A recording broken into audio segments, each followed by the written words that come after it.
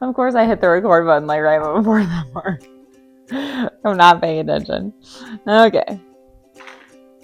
That's life. All right, welcome to the Unfinished Kitchen, where oops is an ingredient in the kitchen and in life. This morning, we are going to make easy scones. Last night, I made my pie, which finished at like 9 o'clock at night, and it had to cool, so we didn't dive into it. And I didn't do any of the dishes, so now we're going to use what else I have on hand, the backups of the backups. So for our easy scones, this is a recipe my mom gave me. We need 1.5 cup of flour. Just get out the fun measuring cups, all the measuring things. Okay, let's probably take that bowl. We don't need a second bowl. Okay, so a cup and a half of flour.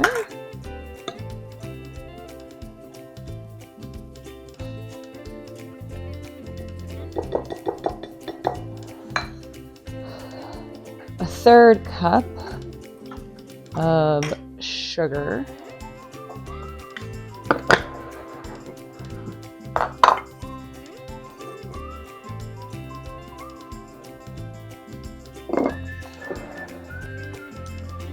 Half a teaspoon of salt.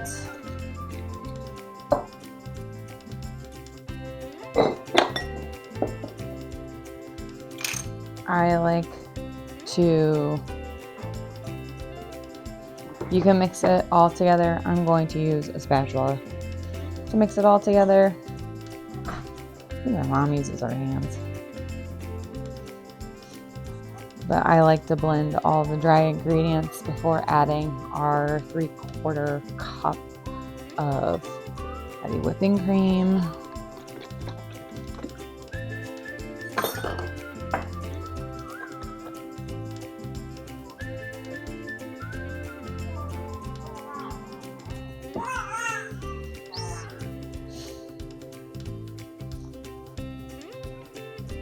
And I hope you all can hear my daughter in the background.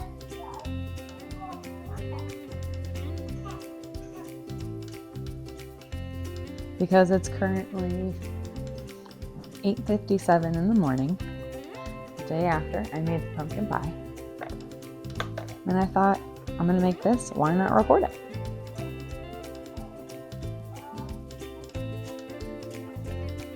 All right. So I have my 3/4 cup of whipping cream in here, and we're going to continue to mix, blend until it really starts to stick together.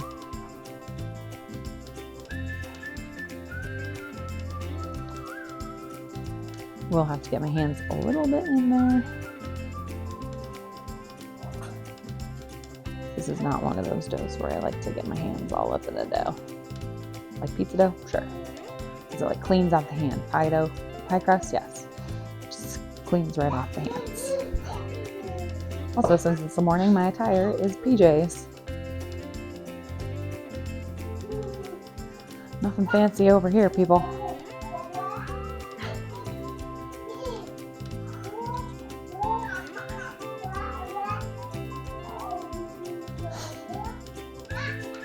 And this is what happens on the Unfinished Kitchen. You have a spatula that you should probably get a different spatula because you try to take the dough off and the head of the spatula just comes right off.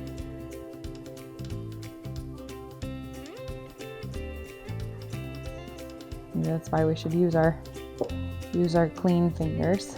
All right, let's roll up the sleeves here. All right, so you put 3/4 cup of whipping cream in here. However, my dough is still like a little, like it's not all coming together. So you can add, as needed, a little bit more whipping cream. And now we are going to switch to our hands because it is going to become easier at this point and not have to use a janky spatula. So I'm just going to take this little dough ball out to the side, put a splash scotch in here. Maybe a little scotch because, you know, that's the official measurement. I am going to use my spatula because it's super dry down here and super loose, so I want to get all of this stuff.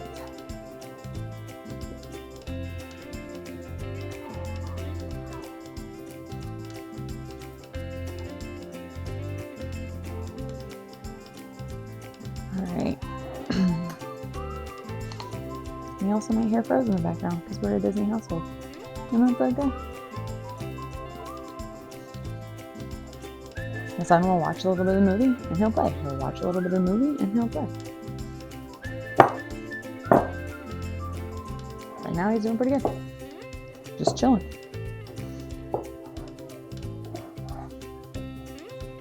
Okay.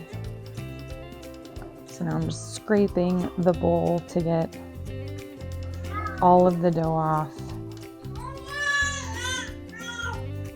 You know, and one of the reasons for doing this is to just, you know, things look different. Things look wonky whenever you do it yourself and you're like, oh my gosh, this is right. This doesn't look right. But it either is right or it might not be right, and you just work with whatever you have.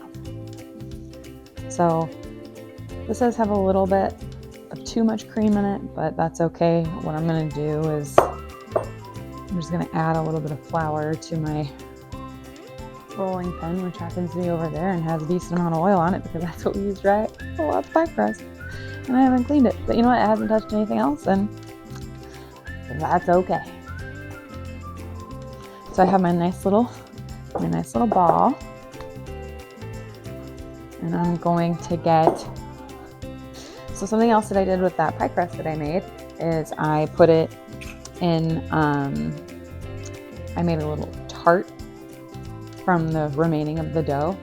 So I have this baking sheet over here already with wax paper on it from the little tart that I made, and guess what? We're just gonna use that.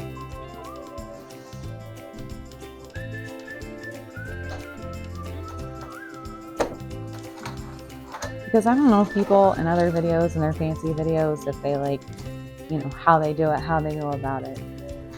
I don't see a lot of how-tos. That's sugar, not flour. I don't see a lot of how-tos on that front for how they do things. Especially like on cooking shows. Adding a little bit of flour there to make the rollout process easier. But I'm not doing 5 million dishes just to make it look pretty. And honestly, that's just not how I do it in the kitchen either. I think I'm gonna flatten this out first before I roll it. I mean, I think technically you don't need a rolling pin, but I like to use a rolling pin to help even it out. But you just wanna, I mean, it does, like it's a perfect circle, which is lovely. I like having a perfect circle.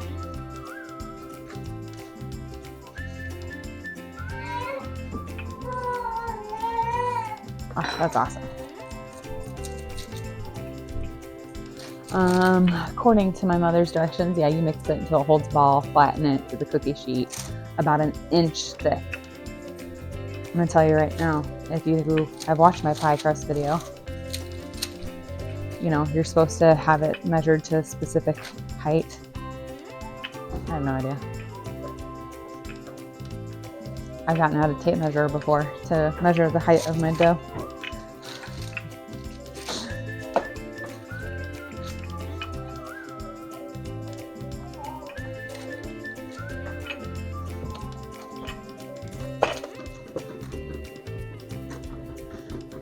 All right. So now that I have it pretty much rolled out, I'm just going to push up the sides because you don't want the sides flat. My husband's making his chocolate milk to go along with this delicious scone. Okay, so scone is prepped and ready. Now it's time for the topping. So the topping calls for 3 tablespoons of brown sugar, 1 teaspoon of cinnamon, and 2 tablespoons of softened butter. This butter is softened, but I actually like to melt my butter. So I'm going to melt this in a dish for about like 15-30 seconds. I hope you like my own sound.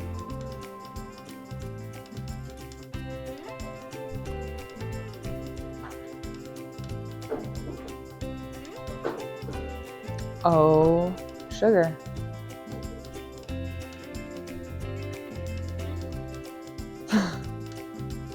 I didn't put in the 2 teaspoons of baking powder. Well, you know what? We're just gonna roll with it.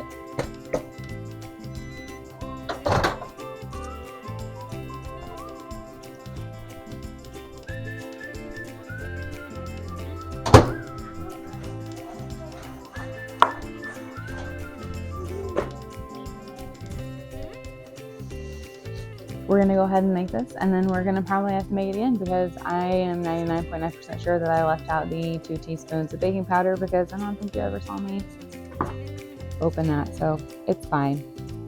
That's just where my brain is. Okay, so 3 tablespoons of brown sugar.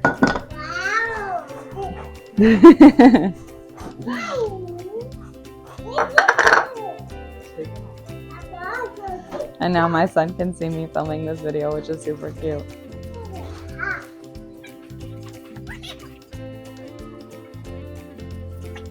For all the other home cooking moms on there, I would love to see your behind the scenes and your kids just fascinated on what you're doing. All right, teaspoon of cinnamon. It doesn't look like I have a clean teaspoon, so we're going to use a 1/2 teaspoon.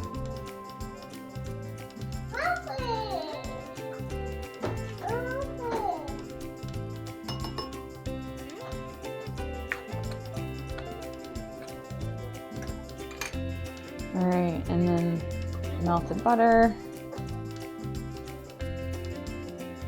Let me get a fork.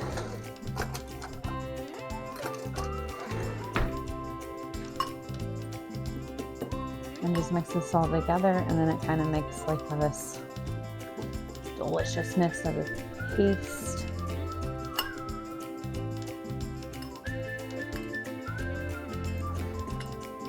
So you're supposed to use the cube butter, and I actually just like to do it this way because I'm able to like get this little bit of a paste onto the dough.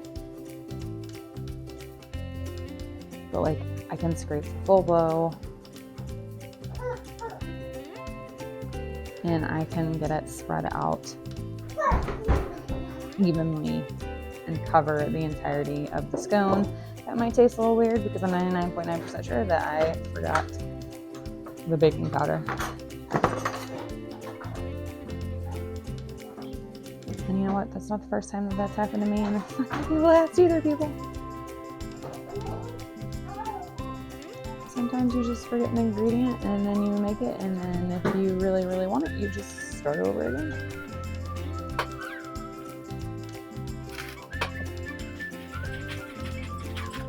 I think I usually have the butter like so melted. I think I have it like just slightly melted to where it melts or where it mixes better.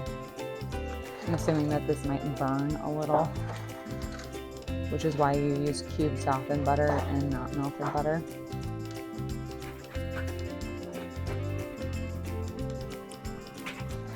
But we're 99.9% sure we're going to have to redo this over again. Right, and then this goes in our preheated oven that's preheated at 375 for 18 to 20 minutes.